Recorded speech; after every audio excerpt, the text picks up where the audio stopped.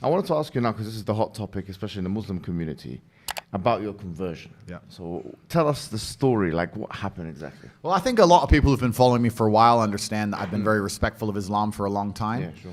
I was born in a Christian country. I was raised as a Christian, and I've always been very respectful of Islam. And it's become more and more obvious to me and more pertinent that Islam is the last religion on the planet. When I talk about Islam, because I'm new to it, I'm a little bit careful, right? Because I'm new to it. I'm certainly not a scholar. There's so much I need to learn. I know I'm on a learning journey. I'm not here to sit here and talk scripture. I don't know those things yet. I'm here to learn. That's a tough part for Andrew because he's doing so many podcasts and hard interviews where they question him.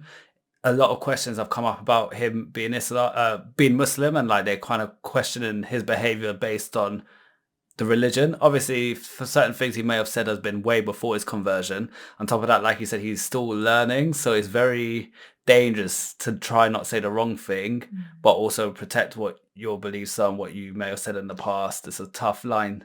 I mean, his lifestyle was very different. And the main thing is that he himself has found, in his eyes, the right path.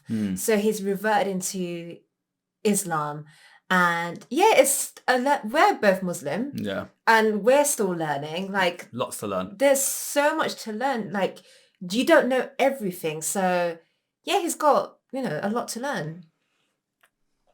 Yeah, but and we're here at your assistance. Thank you, bro. Thank you. Honestly. Thank you. Yeah. But it's just, for me, it feels like the last religion on earth. I feel like there's no other religion. People say to me, "Why did you convert?" And I said, "I don't really feel it as a conversion.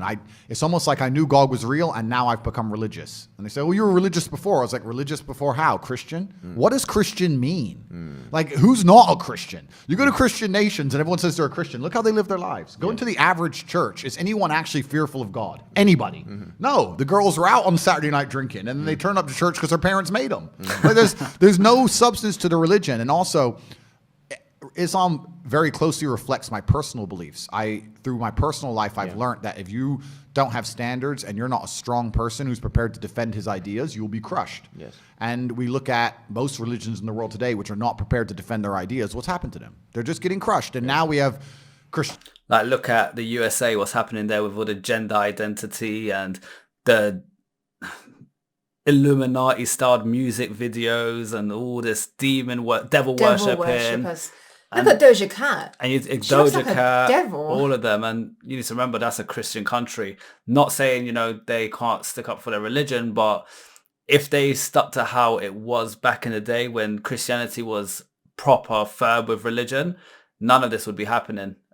So I could see why you're saying that. But did you know these are the signs of Day of Judgment, though? That's what they say, So in the Quran, it says that Day of Judgment, when the years turn into months, months turn into days, days turn into hours, and also there'll be signs of another gender, homosexuality. Just I've got nothing against that, so I just want to point out. But homosexuality being accepted, just so many signs that Day of Judgment is coming. Wow. So yeah. Christianity as an idea, which is basically said, well, we can't set any firm rules because everyone will just quit. So instead, let's make it so easy to be a Christian that nobody has to put any effort in. Yeah. And then accept everybody no matter what. And hopefully we can keep the church doors open. That's not God to me, Yeah. God to me is strong. God to me is something to be feared. Yeah. God to me is someone that people are afraid to mock. Yeah. God to me is someone that you have to go out of your way to prove something to. God to me has red lines. Yeah. Like, God to me represents the Islamic faith. The Christian God to me, I don't see God. I can't explain. I don't see anything there. So to me, it was the only logical choice in the end. Alhamdulillah, man. I mean, as you're saying this, I'm sure many people are like ecstatic and extremely happy. It's a great thing for everyone, honestly, because, just anyone coming into Islam is the Prophet Muhammad ﷺ told us it's better than the world and everything in it. Yeah. But imagine now somebody of major influence. I mean, you're the most Googled person on the planet. I'm not sure if I think Putin might have beat me as of last week. But I think it's between me and Putin at the moment. But I don't want to lose to Putin. Look, Putin's the big G. I don't want more enemies. Like, it's Imagine being the most Googled person on Earth. That's crazy. You see the way he smirked? Because I was like, Yeah, he's loving that's it. me. He's like, yeah, that's right. Fine, Vladimir, you can have it. I never thought I'd hear you saying that statement. Yeah. Putin beat me last year. Right? Yeah, Last yeah. week. I think we're certainly the most Googled. But no, it's definitely something beautiful, and a lot of people have. You know, you'll be surprised at how many women as well. Like, because obviously the accusations of misogyny and stuff, which you know, but a lot of women, alhamdulillah, especially in the Muslim world, they're absolutely happy. In fact, let me tell you a story. Just before I came here today, one particular woman, I can't reveal her identity, but she's working as a school teacher in London. And actually, my friend told me that she was kicked out of school because they had this campaign against you in the schools. I'm not sure if you're aware of this. I've seen, yeah, this was part of the cancellation. I did know about this. Yeah. Yeah. So in British schools, they said, you know, if you say anything good about if you say anything good about this person, or you have to be reported or prevent and kind of, and if you say anything, you know, you have to kind of combat his extremism or whatever it may be, right? So because when you became Muslim, she abstained from doing that. She said, I can't really do that because you know, Islamic laws and it's backbiting and he's got honor in Islam and so on. And unfortunately, they fired her from the position. Damn. So you can see that this is the level of encroachment we're talking about here. So, and this shows you. Someone lost their job to protect Andrew Tate. But you know what? I do rate her because honor is a big thing in Islam, and having each other's backs and supporting, you know, a Muslim brother or Muslim sister. And she done that. And, you know, unfortunately, she lost her job for it. But she stuck true to her beliefs and she didn't kind of bend for others. So respect. This world isn't forever. Yeah, exactly. The world ain't forever. She'll get rewarded in paradise. Good for her. That the level of fraternity that exists. And not only the fact that, you know, when you're looking at Twitter or whatever social media, it's not a representation of what's really happening on the ground. Of course. And I mean, that's crazy to hear. And what's most crazy is, yeah, the fervor behind this idea that I'm somehow extremist is truly clown world. Like I've sat as a professional and analyzed my content and understood which things can be taken out of context and which things were said in a way perhaps they shouldn't have been said before I was massively famous. But we have to sit here and understand that if you take anybody on the planet and give them 7 years of YouTube and then they decide and they blow up big, you're going to be able to find 30 to 45 seconds of clip across all those years that can be taken out of context, right? Yeah. And it's truly crazy because they sit and say, oh yeah, but you know, the young boys are watching your stuff and they don't truly understand all of it and there's nuance that's missing. And my argument is very simple. My argument is, well, one, you're taking small clips out of context. And two, there's not a single piece of content on the internet that a 14-year-old boy can't misunderstand. Name someone who's producing content on the internet that you would be 100% happy for a 14-year-old to drill artists, and so they say that. I mean, I live in an area. I'm not going to mention the names of the artists, but they're talking about going to this person's house and killing him. And killing him in the middle of a knife crime epidemic. That's very true. In London, drill music's a big deal, and all they talk about is stabbing each other, shooting each other, drug deals. And you got 13, 14-year-olds in high school listen to it, dancing to it. Being inspired by it. And that's why there's a knife epidemic, because the music, and if they're not banning that, I don't get how they ban Tate over something else. That's actually very true. It's madness. The music is so bad, and yet they ban Andrew Tate. Andrew Tate saying, like, be good, like, you know, go train, have a strong mindset. Stuff like that. Well, a lot of these rappers are saying, yeah, I shank, killed X X amount of girls and whatever. Yeah. Drugs, they prostitution. Disrespect women as well in their music. And they're not banned. It's madness. It's madness. We have Lil Nas twerking on having sex with the devil in his music videos. We're going to sit here and talk about how children can be impressionable young children, and I'm sitting there saying there's no way I'm the worst person on the internet. That's not why they deleted me. The difference for them is, as you've mentioned, on those fronts, it doesn't matter to them because it's like, okay, they're consuming our hedonistic products or whatever it is. That doesn't change their worldview. Whereas what you're saying is ideological now. You're challenging the status quo of the LW, of the liberal world order. You're challenging second wave feministic notions. You are challenging some liberal notions. You are challenging ideas, complex ideas of tolerance. And George Orwell said it very well. He said that the more a society moves away from the truth, the more it hates people who speak it. Absolutely, and you're right. And I think even the base. That's why they blocked Donald Trump. Donald Trump as well from Twitter. Twitter. Elon had to bring him back. Yeah, there you go. Man like Elon Musk. Elon Musk. Basic things I teach, because some people have said to me, Andrew, all you teach about is personal responsibility, motivation, working hard, getting up and doing the right thing. I said, that's the absolute, those are the things they're most afraid of. If you teach people to have standards for themselves and to be morally strong people and to know right from wrong, then they can't brainwash you. Yep. So that's what they're most afraid of. They're most afraid of young men waking up and going, no, I don't believe that. You have to believe it. No, I don't believe it. I don't want to. And I want to go do this. I want to go to the gym and be strong, or I want to believe X, or I want to be a moral person. They genuinely have a problem with baseline morality. Yes. Yeah. Understand? When some people recognize when I converted to Islam that there was a time I was an atheist. There was a time when I was atheistic. And the reason I am now so absolutely certain that God is real is because I've seen evil. I've seen shaitan. I've seen it. When you see enough evil, you realize that there must be an equal and opposite force. And there are people out there in the world today doing the work of the devil, genuine demons, who are trying to destroy the baseline morality that's inside of all of us. We're all born with some kind of morality, and they're trying to destroy it. And that's exactly the Islamic understanding, that we believe that you're born with something called fitrah, which is the initial goodness. You're born with an innate belief, receptivity to believe in one God. Yeah. And then that is corrupted. In fact, there's a prophet, hadith of the prophet, where he says, كُلُّ مَوْلُودٍ يُولَدُ عَلَى الْفِطْرَةِ. Every born child is born upon this initial goodness. فَأَبَوَاهُ يُهَوِّدَانِهِ أَوْ يُنَصِّرَانِهِ أَوْ يُمَجِّسَانِهِ. And then his father and mother, or his parents, they socialize him into Christianity, Judaism, Magiism. So the idea is that everyone is born with this initial goodness and this initial will or want to believe in God, one God.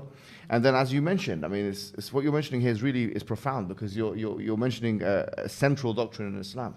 But it's and this is why perhaps I found God the way I did, because I understood all these things first, and then I saw the Quran and it confirmed so many things for me. Like I was just gonna say, like, I feel like with Tate, he had a lot of his own beliefs from clearly and own like understandings of how you should be and how you should like believe in God and stuff like that.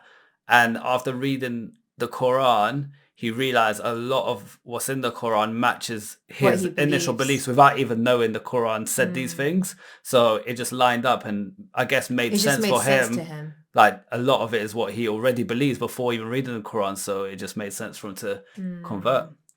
Right, even the conversations I've been having so far, so many things have been confirmed, and it's amazing the knowledge that's inside of it, which is so applicable today. For an old book, right? It's supposed to be old, but it seems so timeless.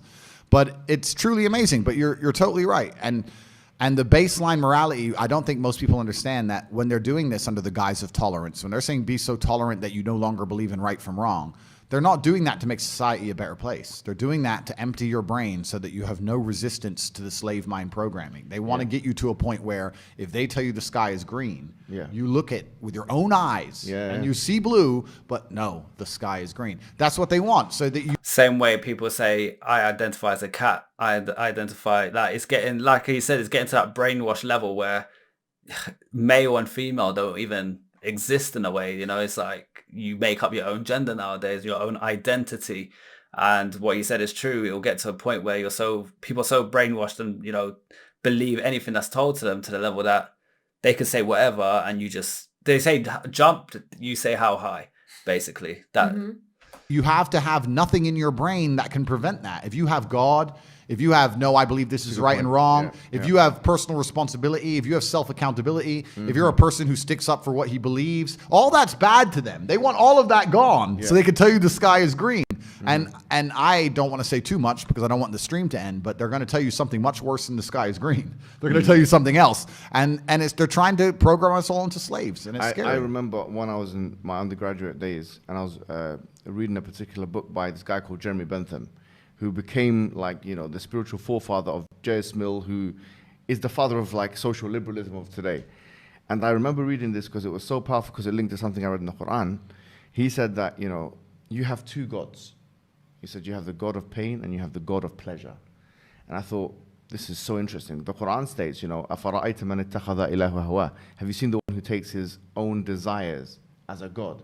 And because now there is no transcendental force that we can look up and, as you say, venerate, now we're forced to be slaves to the system, Yeah. We're to our own desires. Or, I mean, the Quran has another verse which I think is so powerful and it connects very well with what you're saying. It says, God darab Allahu mathalan, rajulan, that God has struck a parable of a man. Fihi shuraka mutashakisuna, that he's got many different slave owners. Wa rajul salaman li rajulin, and another kind of man who's only got one slave owner. God is basically telling us in the Quran that you've got one example of one individual who's got multiple slave owners and another one with just one. He says, هل يستويان مثلا? Are they the same? So here, the idea is, as Rousseau said, he's a liberal philosopher, he said that man is born free but everywhere in chains. This is the order, because if you don't have that God to worship, then you're going to end up having to worship to everything else. And the whole part of the Shahada which you took, which is Ashhadu an la ilaha illallah wa ashhadu anna Muhammad Rasulullah, the true meaning of that, La ilaha illallah, is that there is no God worthy of worship except for one God. Yep. Which means that your desires or the system or these people that want to control us, the problem is they're not worthy of worship. The only one worthy of our subordination and submission is the creator of the heavens and the earth. There's no one else. I agree, and I completely agree, and I've agreed with this for the longest time. You know, I've never been to like a music concert, and people ask me why, and I said, I just look at it and I feel embarrassed. I look at someone up on a stage dancing around, and I look at hundreds of thousands of peasants in the crowd, just yeah.